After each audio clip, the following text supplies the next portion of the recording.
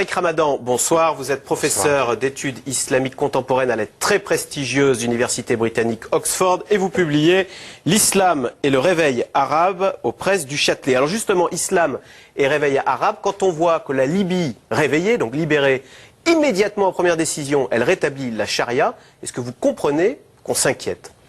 Bien sûr, mais je pense qu'il ne faut pas simplement s'inquiéter de cette annonce-là, il faut s'inquiéter de beaucoup de choses aujourd'hui, que ce soit en Égypte avec le rôle prédominant de l'armée, avec les processus démocratiques en Tunisie dont on ne sait pas ce qu'ils vont donner avec ceux qui sont en tête et de Narba, et puis cette espèce de déclaration tout à fait étrange. Tout de suite après la libération en Libye, comme pour montrer qu'il n'y a aucune influence occidentale, on dit la charia, et puis un truc totalement incroyable. La charia, ça résonne dans notre tête immédiatement, droit des femmes bafoués.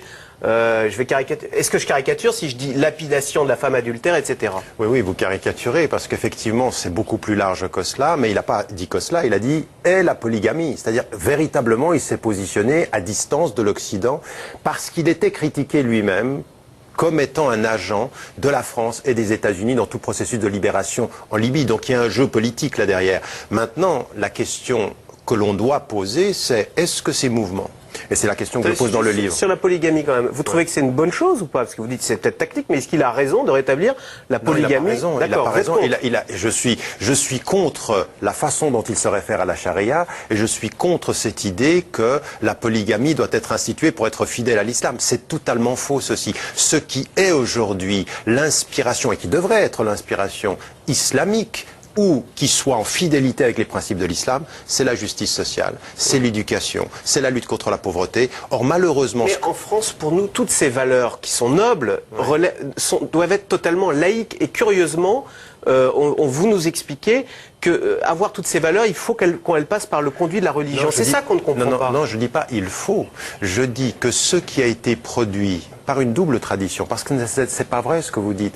La notion de justice et la notion d'égalité n'est pas uniquement un produit du rationalisme français. Ça n'est pas simplement le produit de la pensée de Voltaire ou de Rousseau. C'est aussi le dialogue et le débat avec tout ce qui a fondé la culture française, dont le christianisme, dont le protestantisme, dont le judaïsme, dont même l'islam dès le Moyen-Âge. Donc tout cela a participé aujourd'hui dans les sociétés majoritairement musulmanes. Ce que j'essaye d'expliquer dans ce livre, qu'on le veuille ou non, on ne peut pas regarder depuis l'Occident le monde musulman et essayer, espérer que naisse de ce monde-là le rationalisme qui fut notre histoire. Ils parlent à partir de leur horizon, à partir de leurs références. Et ce qui est le plus important, c'est qu'on laisse les gens aller leur chemin à partir du moment où on peut les retrouver sur ce chemin, sur leur chemin, avec des valeurs communes. Qui sont les valeurs? Celles dont on vient de parler, jusqu'à la démocratie. Tariq Ramadan, est-ce que de votre point de vue, renvoyer la religion et l'islam à la sphère privée, ce serait un progrès, ce serait souhaitable en Libye, en Tunisie, en Égypte?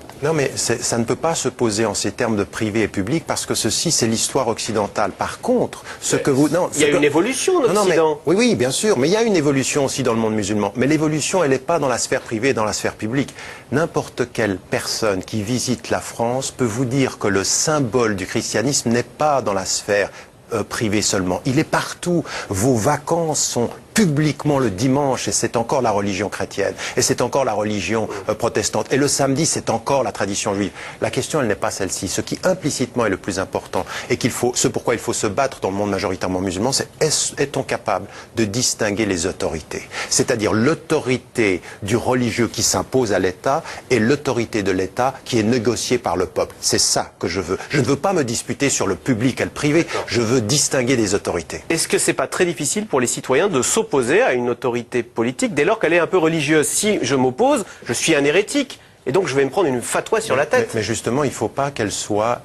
il ne faut pas que l'autorité de l'État s'accapare et instrumentalise le religieux. Ça n'est... Alors c'est ce que je dis dans le livre. Je dis aujourd'hui que le débat qu'il y a en Égypte ou le débat qu'il y a en Tunisie, qui se polarise entre les laïcs et les islamistes, est un faux débat. Ce qu'il faut aujourd'hui, c'est distinguer les autorités et permettre aux sociétés majoritairement musulmanes de trouver des processus démocratiques qui soient leur modèle, mais à partir de principes que nous chérissons tous. L'état de droit, la citoyenneté commune, l'égalité des droits pour les femmes et les hommes, le fait qu'une femme avec les mêmes compétences puisse avoir le même salaire. On a encore du travail à faire en France là-dessus et partout en Europe. Il y a un vrai travail à faire. Mais il ne faut pas si vous voulez, projeter sur ces sociétés-là nos modèles, ils viennent de nos histoires. Et vous dites, c'est même pas la peine de se dire si l'islam est un plus ou positif ou négatif, c'est une donnée, et donc qui s'invite de force dans le débat politique, dans les tribunaux, dans les écoles, dans la police. Mais pourquoi dites-vous de force? Elle ne s'invite pas, elle est présente. Elle est là. Ce sont des sociétés majoritairement. Il y a 1905 quand même. Oui, mais, vous avez l'air de dire non. Non, mais attendez, il y a 1905. Mais est-ce que vous avez pour cela disqualifié la référence chrétienne? Est-ce que vous avez disqualifié la référence protestante et juive? Est-ce que vous avez disqualifié la référence... Les non-musulmans en Égypte, ils sont forcément, ou ailleurs, dès lors ils sont forcément des citoyens de seconde zone, et on le voit avec les Coptes. Non, mais pas du tout. Pas du tout. Ça justement, là vous tombez dans la pensée binaire. Aujourd'hui, les Coptes et les musulmans ont beaucoup vécu et coexisté. Est-ce qu'il y a des discriminations vis-à-vis des Coptes aujourd'hui? Oui. Oui. Est-ce qu'il faut améliorer les choses? Oui. Est-ce que c'est dû à la tradition musulmane? Non. Ceux qui ont le dernier événement contre les Coptes n'est pas du tout dû à des religieux, il est dû à l'armée qui essaye de diviser les populations pour justifier sa présence. Donc aujourd'hui, ce qu'il faut dire, il y a un vrai progrès à faire dans toutes les sociétés majoritairement musulmanes pour que nous arrivions à l'état de droit et à la citoyenneté égalitaire. Mais n'en rendez pas de grâce responsable l'islam, comme si essentiellement l'islam distinguait entre les musulmans et tous ceux qui ne le sont pas. Alors Tariq Ramadan, on va revenir en France qui chérit qui met en valeur la liberté et le monde laïque par rapport à la sphère privée qui serait religieuse. Charlie Hebdo a payé très cher sa une, Sharia Hebdo, qui montrait le prophète. Je vous propose d'écouter des réactions de musulmans face à cette une. On va regarder. Ouais, vous pouvez mettre un barbu, ça dérange pas. Mais sans qu'il y ait le nom Mahomet qui apparaisse dessus. Pourquoi rire et avoir de l'humour sur quelque chose de sacré? Quelque chose de sacré, il n'y a pas d'humour. Il va bien falloir que les musulmans comprennent la différence entre l'expression artistique et le reste de l'expression. Mais il n'en reste pas moins qu'on a le droit d'exprimer toutes les opinions qu'on veut. Alors, elle a raison, on a le droit d'exprimer toutes ces opinions qu'on veut, y compris sur le prophète Mahomet. Oui, ça je l'ai dit et répété. Non seulement on doit aujourd'hui pouvoir exprimer toutes les opinions, et ce qui a été fait dans la nuit contre les locaux de Charlie Hebdo, ce doit être condamné.